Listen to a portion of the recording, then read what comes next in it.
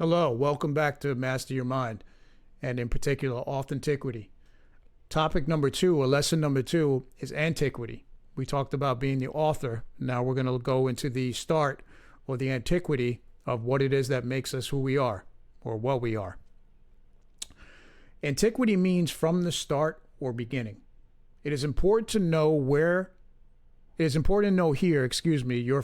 you're from and how you came to be. That was a real tongue twister for me. I apologize.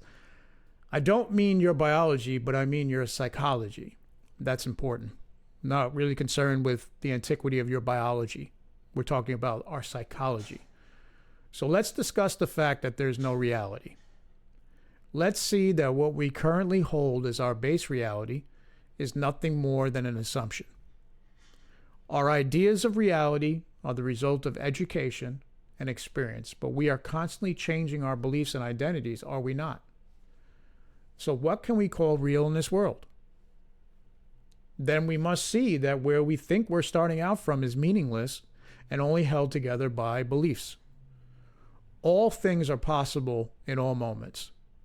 Let's see that in instant replay. All things are possible in all moments. That right there means that there cannot be a reality.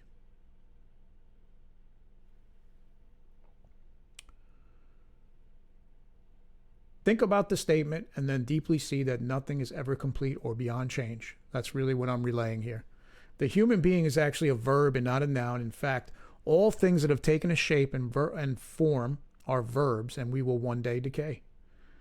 We need to start adopting our open mind even here in our understanding of things we were taught in school. This is where language plays a part, when we learn people, places, and things in our language definitions.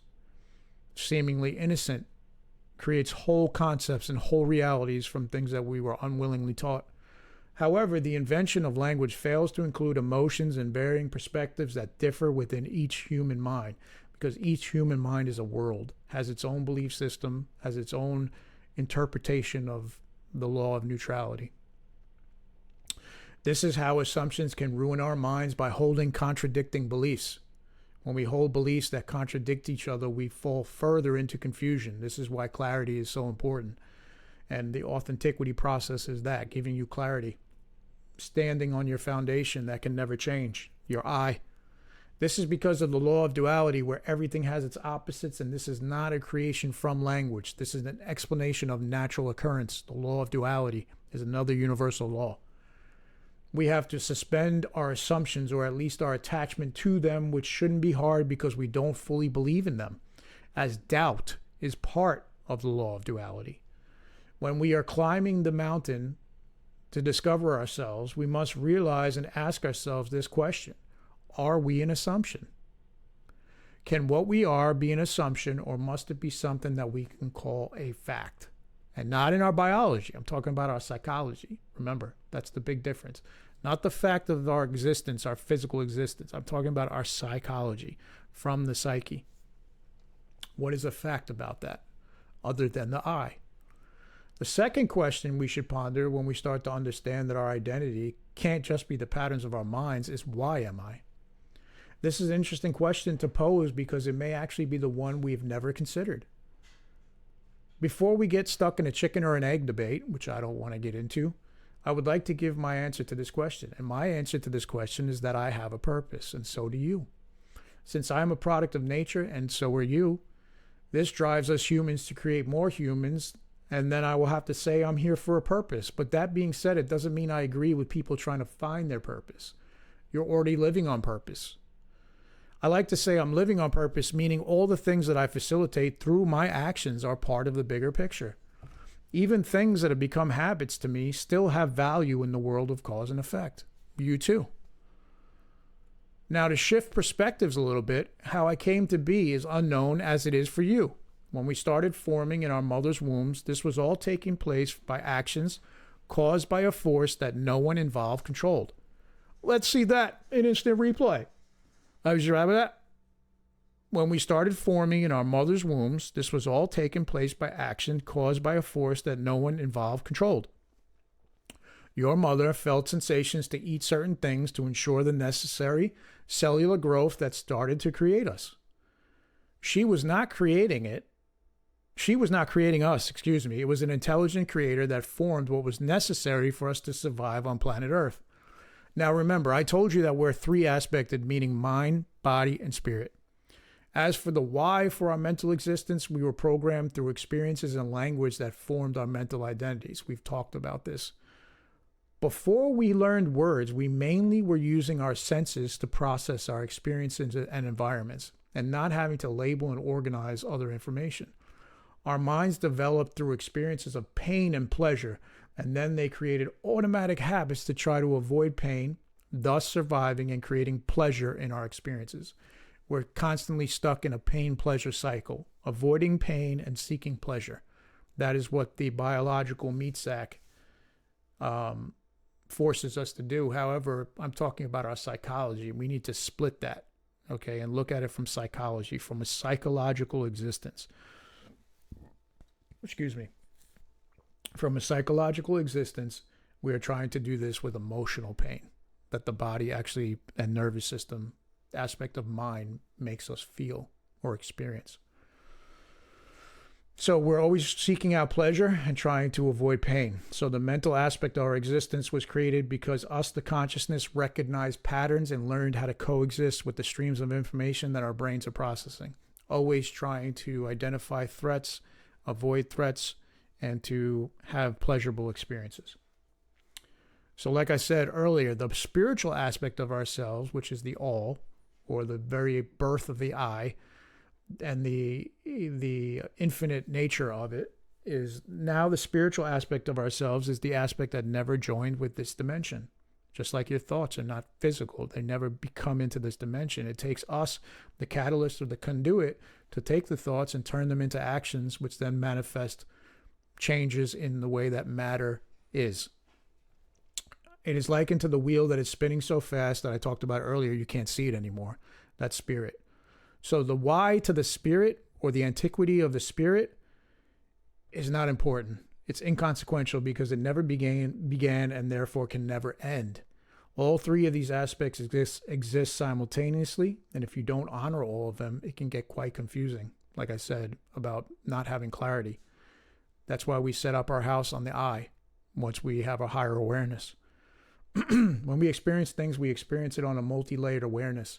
We process the words in our head that try to define and compartmentalize what is happening, which then causes a chemical reaction in our minds from the causality of our definitions and extensions out from the law of neutrality. That causes chemical reality to mirror or match it. We process the words in our head that try to define and compartmentalize what is happening, which then causes a chemical reaction in our minds. As this is going on, our spiritual aspect is aware, awareness itself, watching all of this movement unaffected. Perhaps a human being has never seen this or tried to split up these happenings, but I'm here to tell you it's entirely possible. So, our antiquity is that which is not going to be changed by our experiences while being here on this planet. We will learn more about this in the next module, and I'll see you there. But before we go there, let's talk about something real quick.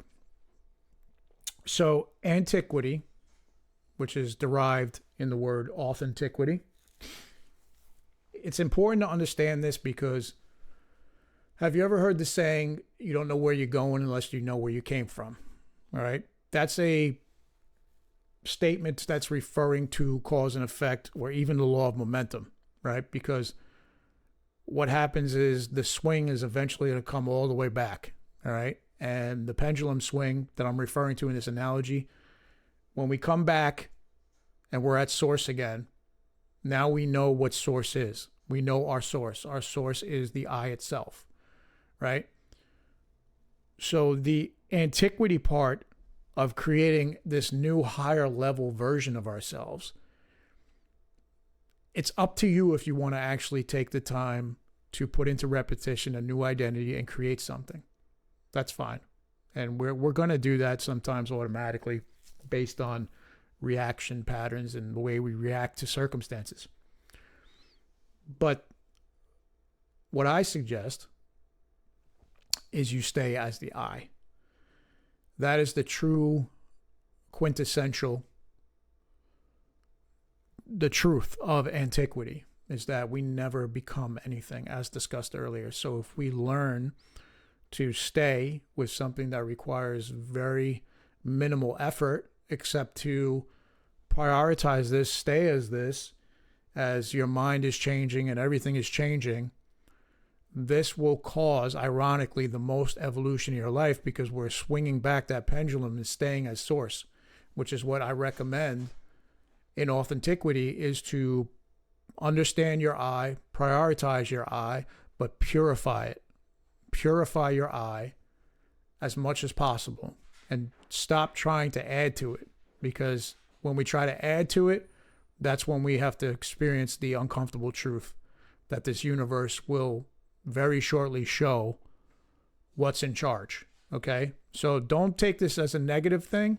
Just know that everything's going to swing back to your I anyway. That's what rock bottom is. That's what loss, grieving. That's what that all is. Because when we actually heal, the secret is, I'll give you a little secret, is when we heal, all we're really doing is accepting something that is true in our memory. I'm going to say that again. When we heal, all we're really doing is accepting something that exists in our memory. And when we accept it, we realize the one thing that was keeping it real is resistance itself. I say it in other courses in the community. The only negative emotion there is resistance. All right. So next we're going to learn about this topic deeper. So I'll see you there.